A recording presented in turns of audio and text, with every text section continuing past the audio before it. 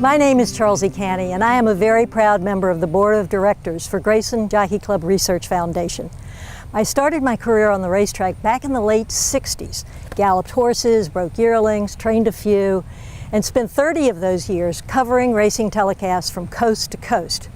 So horses have been my whole life, and that is why I am so passionate about the work the foundation does in taking care of the safety and the health of the horse, not just thoroughbreds, but all horses. And it's something, Johnny Mack, that we should all care about and be involved in. I'm Dr. Johnny Mack Smith. I'm the current veterinary consultant for the Grayson Jockey Club Research Foundation. My career started 42 years ago in Ocala, Florida. I was the co-founder of Peterson and Smith Equine Hospital. In my early retirement years, I took this job as veterinary advisor for the foundation, and to me, it's been one of the most rewarding segments of my career.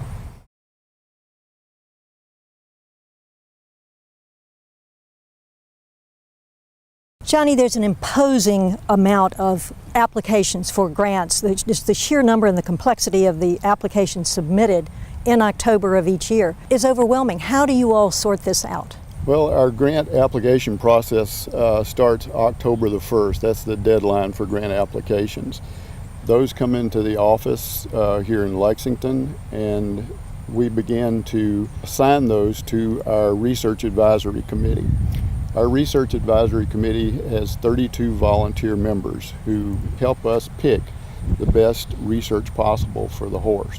Normally we get anywhere from 50 to 70 grants. Usually it averages in the 60s. This year, interestingly, we have 53 grant applications, and they are spread around the world. The most of the applications obviously come from the U.S. We had 39 applications from the United States, 5 from Australia, 3 from Canada, 2 from the United Kingdom, and 1 each from Israel, Ireland, the Netherlands, and Italy.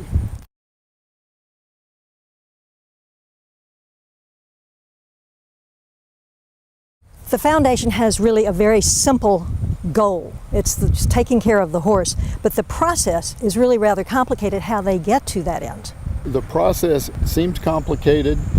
When you say the words 32-member committee, most people are very turned off at that because most committees can't work with 32 people. But in 1999, Dr. Larry Bramlage and Dr. Gary Lavin came up with an idea of having this 32-member committee. The Research Advisory Committee has the depth to review almost any subject. We needed someone from every area of expertise, and this includes clinical and academic. We have to cover all of the subjects in orthopedics, soft tissue, pathology, virology, you name it. We get grants that deal with all of those subjects. And we also try to do geographic for the committee as well, because that reflects problems unique to their geographic area. Integral to the RAC are the private practitioners. They comprise 1/3 of the committee. Each team has at least one private practitioner. These come from racetrack, farm, and referral practices. They have the best perspective as to the impact of any research that we look at. So once you get the teams of 4 and everybody gets their grant to analyze, does it get competitive? I mean, do you all still speak to each other at the end of this process? I have to admit, honestly, it does get contentious at some times. But once I have read the grants and decided on the assignments, the next step is to determine if there are any conflicts. And this is where you can get contentious. We have to send out all the grants, and they have to look at it not just from the institution, but from the cooperating institutions or collaborators to make sure that they don't have any conflict when they go to review this grant. Although 4 will review each grant, we encourage all of the members to read as many grants as they can, because in the final assessment, it's the endorsement of the entire 32-member committee that brings grants to funding. So the team of 4 gets their baby, so to speak. What is it they're looking at? Which aspect of this whole do they see? What we're after from the groups of 4 are 4 primary reviews, independent of each other. The things they're going to judge these grants on are scientific merit, feasibility. Feasibility means, does this institution and these researchers have the ability to do this grant and accomplish this grant in the given time? One of the more important factors and one of the heaviest weighted factors is impact.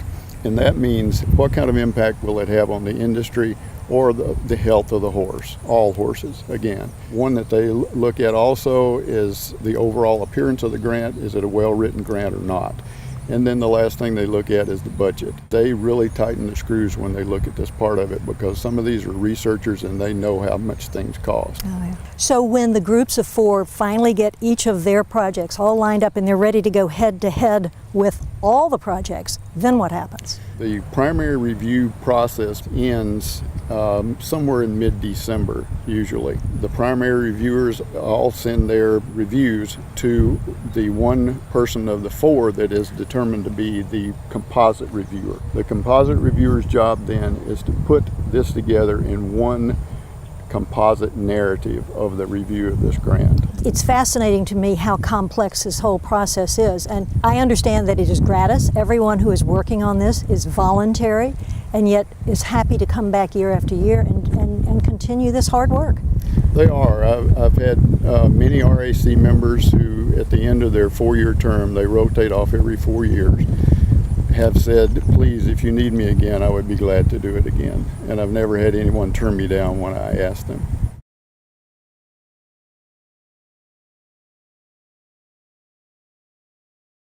Okay, the 4-person team has done their analysis. They bring all their recommendations back. How do you compare one type of research to another? How does this all come together?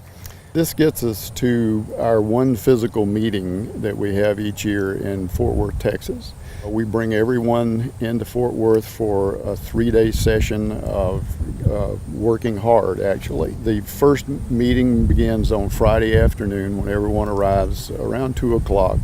And the purpose of this meeting is for the 4-member teams to get together and look at their review and to see if they have any outlier scores.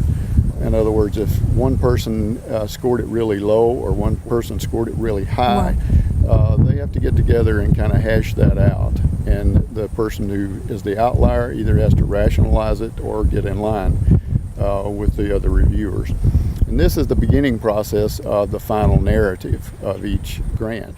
After that session, the composite reviewer may change that narrative and even the score sometimes. And that's Friday afternoon. Then early Saturday morning, early, like 7 o'clock, we begin with grant number 1 and go through every grant, no matter how many we have, whether we have 50 or 70. Each one of those grants are represented at that time by the composite reviewer. He presents their review of the grant and why they scored it as they did. At this time, the process is open up to the entire committee. The 32-member committee can weigh in on the talking about this grant and how it was scored and where it seems to be ranked. The discussion is a little contentious sometimes. Any conflicts have to leave the room. If they're from the same institution or they're on a grant or a project with that primary investigator, then they have to excuse themselves from the discussion. Every grant gets attention because the narrative of every grant goes back to each applicant to tell them whether their grant was acceptable, what faults were found in it. And this is a very, very important part of our process because most foundations don't do this. In fact, one of our research advisory committee members stood up in the meeting last year and said, I've kind of quit sending grant applications to other foundations because what I found was I just got a no. I didn't get a why. So this actually helps inexperienced grant writers become better grant writers. So at the end of Saturday, we have the grants ranked by score from 1 through whatever number. Like this year it'll be 1 through 53. And that process takes quite a few hours. And then on Sunday morning, the last section of the meeting, we look at the list of grants, what their score is, who's presenting them, the amount of money involved with each project, and grant number 2 goes against grant number 1. And this is where you see the impact factor kick in, is on Sunday mornings. Because again, as I encouraged all of the members to read as many grants as they could, it's the endorsement by the entire committee that decides where that grant's going to land. So through the process, each grant is compared to the grant above and the grant below until we get down to a point in the money column where we think we've gone 3 or 4 beyond what we're able to fund that year. I've never left there thinking we funded the wrong project. Right. I've left there thinking we left some on the table I wish we had had money for.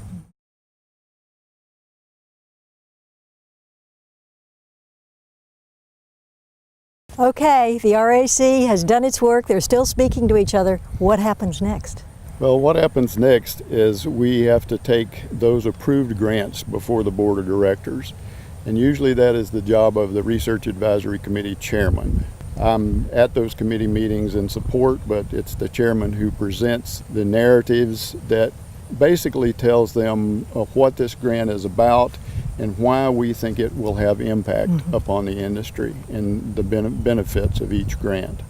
And then the board of directors, it's in their hands then as far as how many of those we can actually fund. Like I say, we usually bring them more than we can fund. Well, as a member of the board of directors, I am so dazzled every year by looking at what has been brought to us all boiled down, and I cannot get over the work that you all have done and the intensity of the whole thing. Well, and they still don't get their money after that. There's still another step, and that step is to make sure all the paperwork is in order on each of those applications, especially the IACUC requirements. IACUC is the Institutional Animal Care and Use Committee, and each institution has one of these. And the principal investigator has to send his project to this committee and how he's going to use animals and make sure it meets with their approval. Without the IACUC approval, we don't fund. No check is sent until that is received. And sometimes that means delayed payments, but that has to be met. As these projects go on, and some of them are 2-year projects, one of the elements that I found very interesting was they must publish. Yes, our goal for each project is to have a peer-reviewed publication from those projects, and that's not an easy job for the researchers. They have to come up with a really good paper and get it to the right journals to get this done. But our record on that is quite outstanding. Recently, since 1999, when this process was put into place, we have funded 240 projects, 206 of which are now what I call eligible for publications. In other words, the project is finished. They've had time to submit their abstract and their manuscripts to the office, which I read, and then they send me the publication. And of those, now I have 302 publications. And I've been told by other people from other foundations that kind of sets the bar for performance. And I think that also goes back to how well the Research Advisory Committee works, how well and how hard they work to get the best research, or our record wouldn't be that good. When you talk about peer review, what kind of a timeline is there on these projects? Every project application, the principal investigator has to give us the timeline that he's going to follow for the project. And in that timeline, there are certain things that we have in there which are not negotiable. Each grant, whether it's a 1-year or 2-year grant, the grant monies are not given all at one time. They're given in 3 payment increments each year. If it's a 1-year grant, they get 3 payments. If it's a 2-year grant, they get 3 payments each year for 2 years. But to get those payments, they have to meet the deadlines. The first-year report is due November the 1st. The following August 1st is an abstract is due, and a year from that, their manuscript is due. And you just add a year on to that for the 2-year grants, and that's how you get to how long it's going to take. In other words, a 2-year grant, the publication could be in the 4th year. That's how long it takes to get there. Given the ever-increasing footprint of Grayson in this field of research, where do you see it in the future? The sky's the limit. We are obviously, from things that have been said here, we are getting beyond domestic. We are funding projects around the world. The beauty of our system is we can go after research no matter where it is. Of course, it has to come to us. But there are a lot of exciting things in our pipeline. You can hardly pick up a horse periodical of any breed without reading the words EHV, or equine herpes virus. Right now we have some very exciting work going on in the pipeline for studying the latency and recrudescence of the virus, which is a perplexing problem.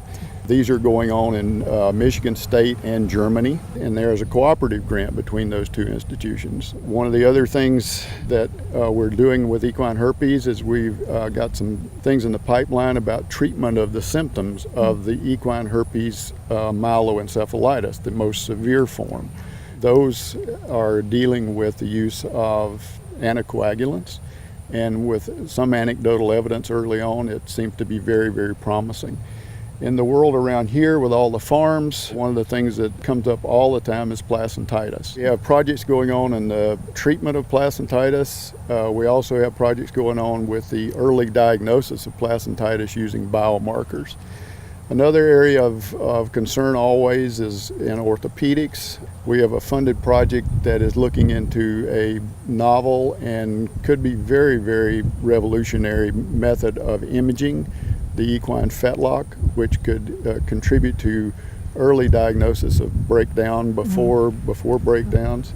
We also have a project going on in the UK involving the analysis of the equine database to develop profiles of horses that could be susceptible to breakdown.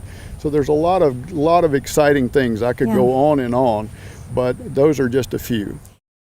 The really important thing to remember about this amazing work that the Grayson Jockey Club Research Foundation does, it is for every horse. Anybody who's got a horse in their backyard, in the show ring, on the polo field, trail riding in the mountains, just remember, the horses are our champions and we need to be their champions.